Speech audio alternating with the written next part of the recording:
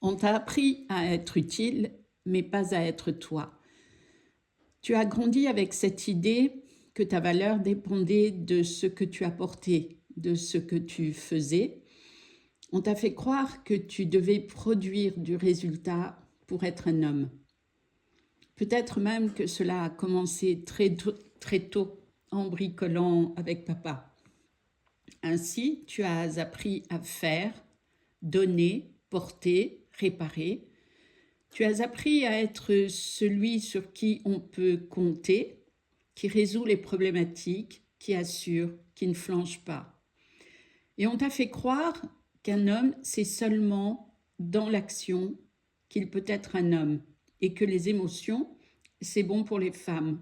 D'ailleurs, un homme, ça ne pleure pas. Tu as dû entendre ça, petit. Le problème, c'est que dans cet apprentissage, personne ne t'a parlé de ce que ça allait te coûter en termes de vie intérieure, de vie émotionnelle et corporelle un jour. Et d'ailleurs, probable que ton modèle, papa, n'en était même pas conscient lui-même. Ainsi, personne ne t'a demandé ce que tu ressentais, si ce que tu vivais à l'intérieur de toi te convenait, de devoir être Robocop très tôt dans la vie n'était pas forcément facile, mais qui parle d'émotion quand il n'est question que d'action, n'est-ce pas?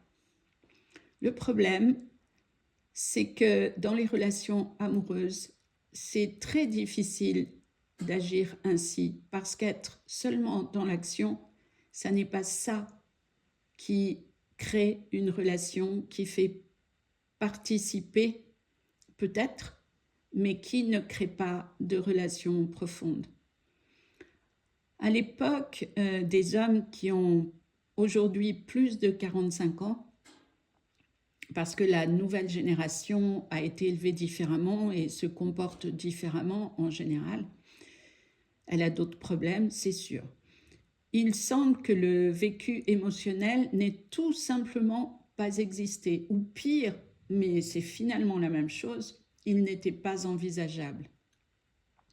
Tu t'es donc construit autour des besoins de papa et maman pour commencer, puis possiblement des autres, avec des bémols bien sûr selon ces autres. Mais dans ce processus, tu t'es oublié. Normal, tu n'as pas une modèle et l'enfant est un buvard. Tu ne pouvais rien inventer. Aujourd'hui, tu sais être utile, mais tu ne sais pas être toi. Je veux dire un être entier, en pleine possession de toutes ses capacités, et surtout les capacités intérieures. Et ce n'est pas que tu as oublié, c'est que tu ne pouvais pas apprendre ce que tu ignorais, ce dont personne, d'ailleurs, ne t'avait parlé. Alors maintenant, tu tentes de performer dans un domaine ou dans un autre. Tant que tu es dans le faire, c'est OK pour toi. Tu obéis toujours à l'injonction sociétale, mais comme tu l'ignores, tout va bien. Et certes, tu peux être utile, mais tu n'es toujours pas toi. Parce que toi, en entier, c'est un homme que pour le moment, tu ignores. Une partie de toi est encore endormie. Tu as mis tes émotions en veille, tu as mis tes besoins en arrière-plan, tu as mis ton identité en mode silencieux, croyant que si tu fais, donc tu es. Et peut-être même, tu t'es dit que c'était ça, être un homme. Tu ne voulais pas déranger papa, maman. Maintenant, tu ne veux rien demander et surtout, tu ne veux pas faiblir. Donc, tu te retrouves adulte, efficace, mais avec une sensation de vide, présent, mais en fait absent à toi-même et aux autres aussi, forcément. Fort peut-être, mais de quelle force parle-t-on? Est-ce qu'on parle de force intérieure?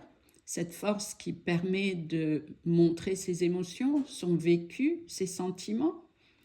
où on parle uniquement de force physique. En tout cas, fatigué probablement, parce que ton cœur ne bat plus pour toi depuis longtemps. Et d'ailleurs, t'en souviens-tu de celui-là? Peut-être tu te sens loin de toi-même et tu ne comprends pas. Pourtant, c'est simple.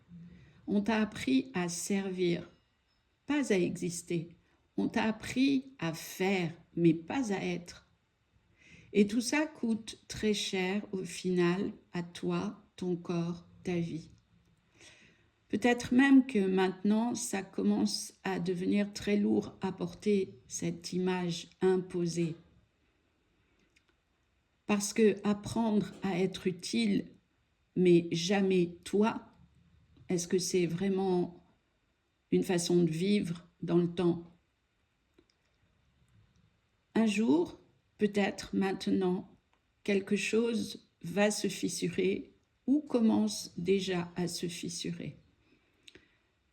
Et tu te surprends à te questionner et peut-être même à ne plus supporter ce rôle, à ne plus vouloir être celui qui porte tout, coupé de ses émotions qui ne peuvent jamais s'exprimer vraiment et se montrer forcément encore moins, à ne plus accepter d'effacer ta vie intérieure pour mériter ta place, en tout cas une place. Et tout cela n'est pas une crise, c'est ta véritable identité qui frappe à la porte, poussée par ton âme. Et oui, tu en as une. Peut-être on ne t'en a jamais parlé, mais elle est là, elle existe, et elle tente de communiquer avec toi. Certes, tu l'as sans doute oublié pour être le bon gars, l'homme fiable ou le pilier. Et pourtant, tu n'es pas en train de perdre pied. Tu es en train de perdre le masque, celui que tu avais créé pour vivre en société. Et c'est peut-être aujourd'hui la première fois que tu t'approches vraiment de toi, parce que la vie frappe à ta porte d'une façon ou d'une autre. Et si tu es prêt à renaître pour être pleinement vivant dans ta vie, dans tes relations, et vivre une vraie relation profonde, vivre une vie sans être handicapé d'une partie de toi, alors je peux t'accompagner sur ce chemin. Voilà, si cette vidéo t'a plu, t'a parlé, merci de liker. Et je te dis à bientôt.